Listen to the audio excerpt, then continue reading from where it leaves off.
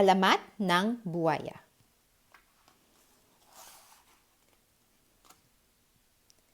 Noong unang panahon ay may isang babaeng nabubuhay na wala nang ginawa kundi ang kumain ng kumain at likumin ang kayamanan ng mga tao. Inuubos niya ang mga ani, salapi at ginto ng mga tao sa bawat nayong kanyang pinupuntahan. Nagagawa niya iyon sa pamamagitan ng pagbabalat kayo bilang isang pulubi.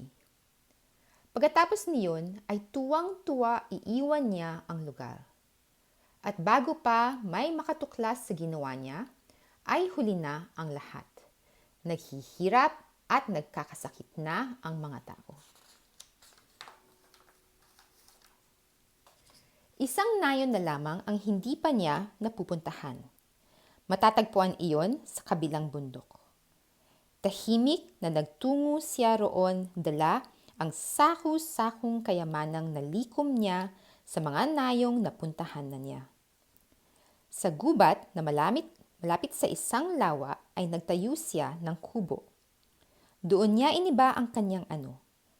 Pinalitan niya ang kanyang damit, nagsuot siya ng peluka, at dinungisan niya ang katawan para magmukha siyang pulubi.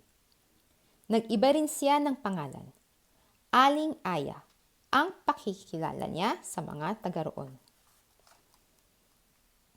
Tuwing umaga ay naglalagi siya sa harap ng simbahan upang mamalimos. Umiiyak siya upang maawa sa kanya ang mga tao. Maawa na po kayo, 3 araw na po akong hindi kumakain.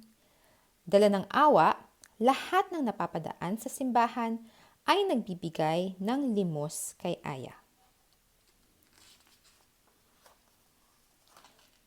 Pagsikat ng araw, muling lalabas at mamamalimos si Aya. Nagtutungo siya sa mga kabahayan upang humingi ng pagkain, pera at kung ano-ano pa. Sa husay niya sa paghikayat at sa pag-iyak, napapapaniwala niya ang lahat na siya ay isang pulubi. Sari-saring kwento ang hinahabi niya para makuha ang mga kayamanan ng mga taga-nayon. Maawa ka na, isa sa aking mga anak ang malubha ang sakit. Kailangan ko ng gamot, sabi niya sa isa. Hindi pa ako kumakain, Ineng. Baka pwedeng bigyan mo ako ng kinakain mo kahit kaunti lang. Pagmamakaawa niya sa isa. Hinipan ng nakaraang bagyo ang aking nag-iisang kubo. Palaboy-laboy ako at wala na akong matirhan.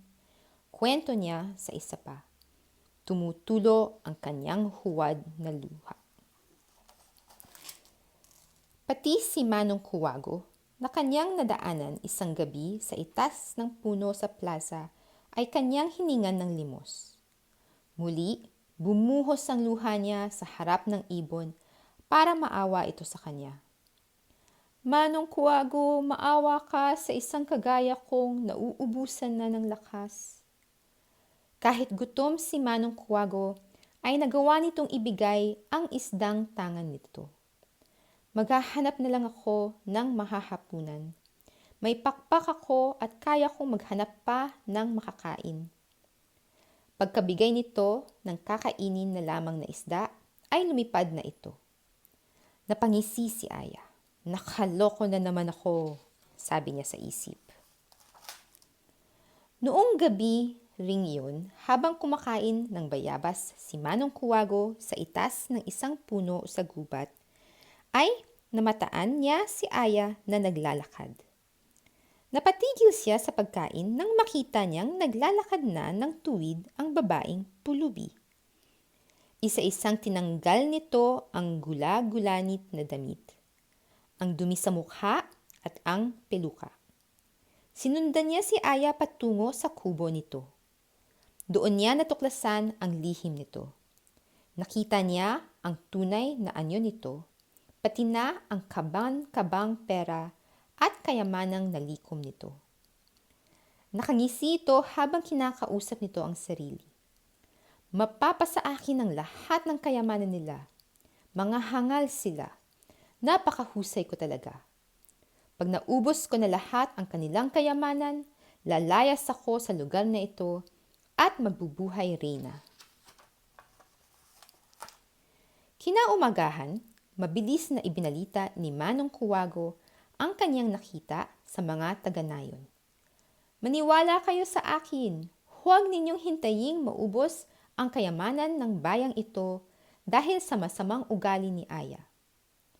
Pero iniwan lang siya ng mga tao, ni isa ay walang naniwala sa kanya.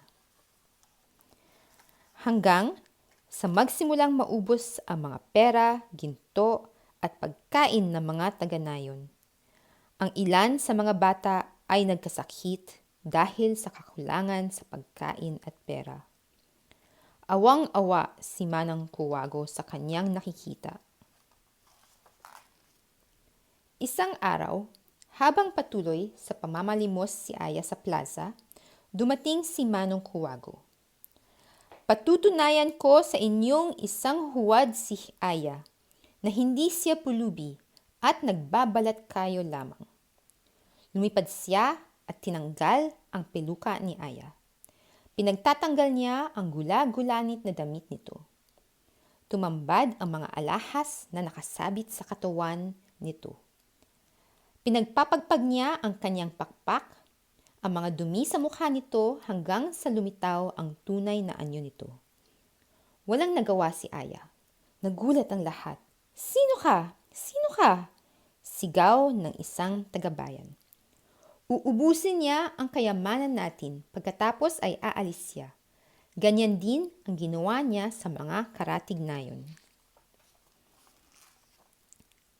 Nagawang tumakbo ni Aya bago pa siya malapitan ng mga tao, hanggang marating niya ang kanyang kubo. Dagling kinuha niya ang sako-sakong kayamanan at mabilis na nilisan ang kubo. Bago siya makarating sa lawa, naabutan siya ng mga taga-nayon. Aya, ibalik mo sa amin ang lahat ng kinuha mo sa amin.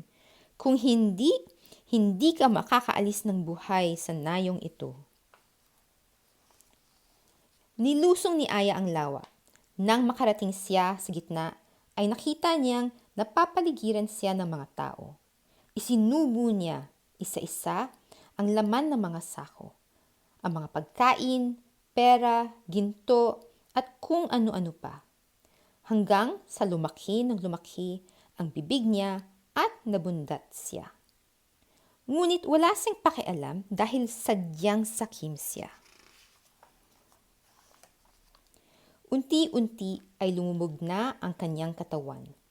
Walang nagawa ang mga tao kundi ang mamangha sa ginawa niya. Dahil sa bigat niya, nilamon siya ng lawa. Bumula ang tubig hanggang sa magtining iyon.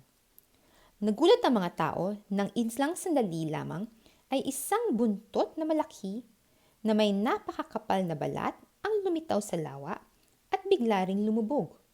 Nagtakbuhan ang mga tao sa takot.